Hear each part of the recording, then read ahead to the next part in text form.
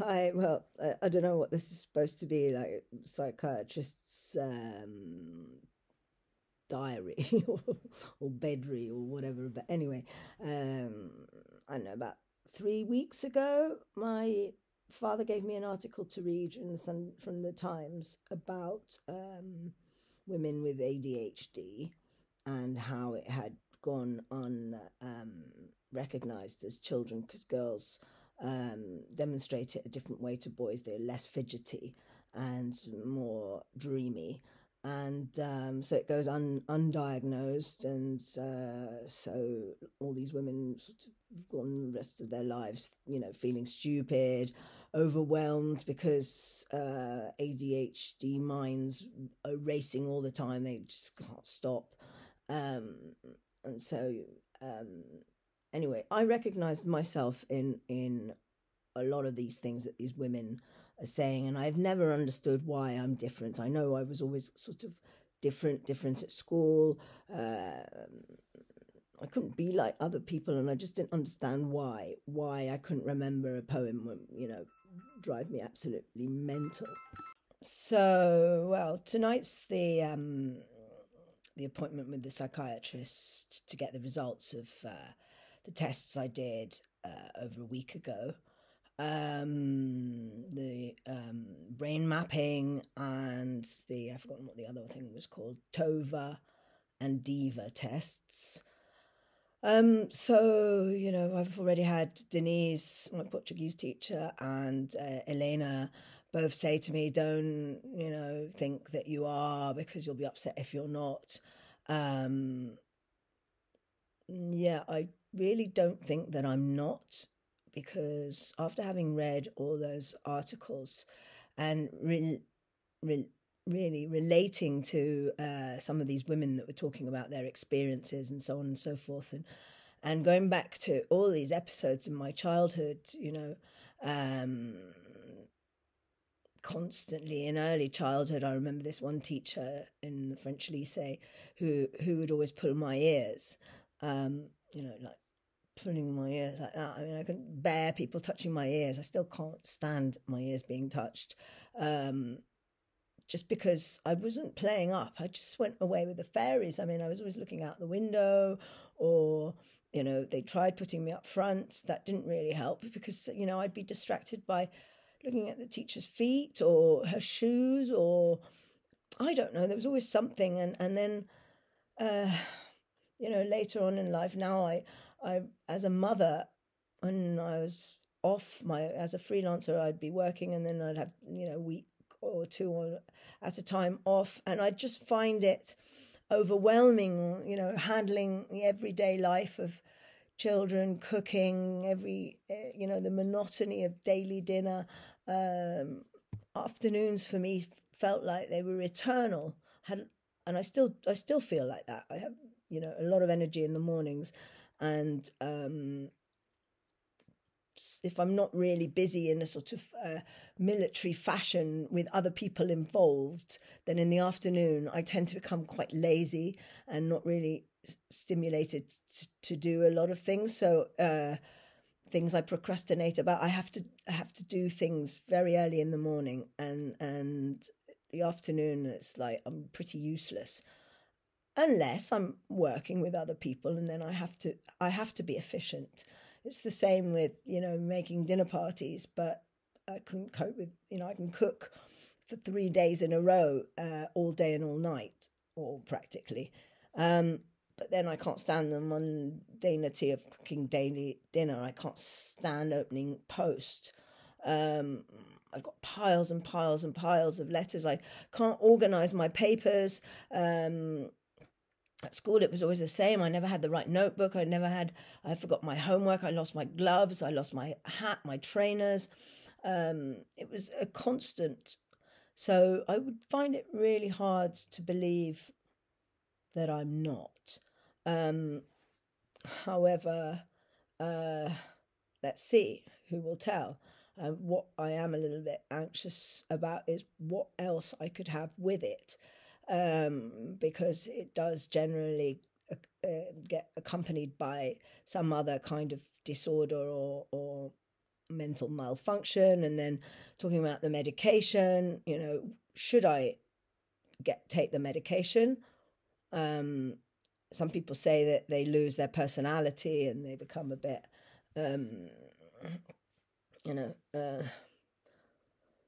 flat.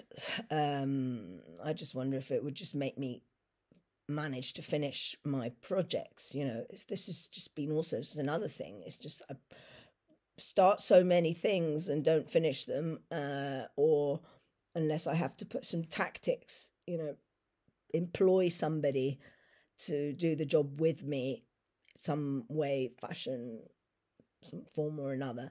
And that obliges me to get to the finish line. Otherwise, I'll have lots of energy and ideas and whatever, but then I just can't execute, what's the word? Ejecutar. I can't get to that finish line. There's always one thing I just give up, or I just finish it fast just to get it out of the way. Yeah. So it's interesting. Let's see what's said tonight. We'll keep you posted on am I TDA or ADHD, TDA in Spanish, TDAH, ADHD or not, or what? Let's see. Okay, speak to you later. Bye. And I also forgot to add, my son, my youngest son, was diagnosed with attention deficit disorder in 2013, and I did read that generally parents discovered that they were as well. And I thought, well, you know, I probably am, but what use is it anyway? I've gone through schooling now and so on and so forth, and I'm an adult, and anyway, what use is it to help me concentrate? But until I read that these people also had these problems with getting through daily chores and so on and so forth, that do ring a bell to me with my life.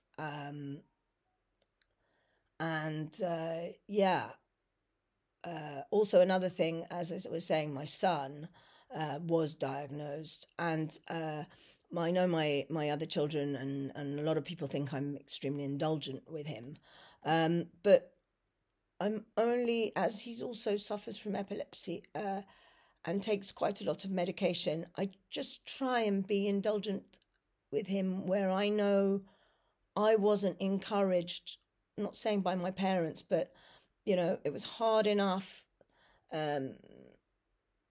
being labelled, you know, repeating years at school, being labelled the dunce, carrying this sort of low self-esteem as a permanent sort of baggage on your back. And, you know, I try and encourage him as much as possible. And I remember how I would waste so much bloody time in the mornings getting ready. I mean, I could fiddle around and get up early and everything, and there'd always be some last minute stupid thing that I would do that would make me miss that bus to get me there early, and then I'd get the later bus, which didn't get me there early, but basically got all the traffic jams and so on and so forth. And then, you know, one thing led to another, that then I didn't want a letter to arrive to my parents' house that I'd arrived late. So I would bunk off school the next day to wait for the postman's letter, or the day after, whatever. And it, you know, it's just like a vicious circle. And that's why I try and because I've overcome the thing, like, get up. Well, I've always never had difficulty getting up, but I'm not medicated. So as I don't have difficulty getting up, if I don't have to get ready as such, you know, I can be a sergeant major to get him out the door, just so he doesn't fail in that one little bit, which is just, sometimes there are some steps you just need a little push, just a little push in life. And I know I need it. That's why I like to have a personal trainer to give me a bloody push. And yeah, that's another thing. He also says I get distracted and would rather, well, now we're doing Zoom, so, it's just 1-to-1. But when we were out in the street, he didn't like taking me to certain areas where there was lots of people walking by, because I would get constantly distracted. And so, yeah, as I said, I find it will be hard if I get told that I'm not, because I don't know what I am if I'm not. I remember colleagues used to say, "Oh, well, yeah, we know when you're not listening. Your gaze just goes." I suppose I just gaze off somewhere, and I know it's irritating because I don't particularly like it when it's done to me. But I just want to say that I don't do it on purpose. Yeah, that's it. Okay, be back to you with results. See you later. Oh, started. Well, yeah. So the other thing that I just want to know what the obsessions are. Are they like considered in the OCD spectrum, or where my obsessive behavior comes from, and how that can be suppressed or cured, or I don't know. I mean, I suppose sometimes it's useful. But anyway, as I say, I'll keep you posted. That's it for today. On the good side, the obsessive behavior could probably be used to follow, is it Ken Robinson's footsteps in arguing that there should be a different education system. Yeah, I have no idea about education, so I can't suggest exactly what, but yeah, something should be done also to make the teachers to teach the teachers to be aware very early on that this isn't just a lazy, stupid child. It needs special attention, or managed in a special way. I heard on one TED talk a woman saying that she started to like studying because she had a teacher who was understanding and let her sort of fidgeting around, let her doodle or draw. And that helped her concentrate, whereby another teacher had said you're not allowed to draw because that's taking away your concentration. So she had absolutely no idea. So yeah, I mean it's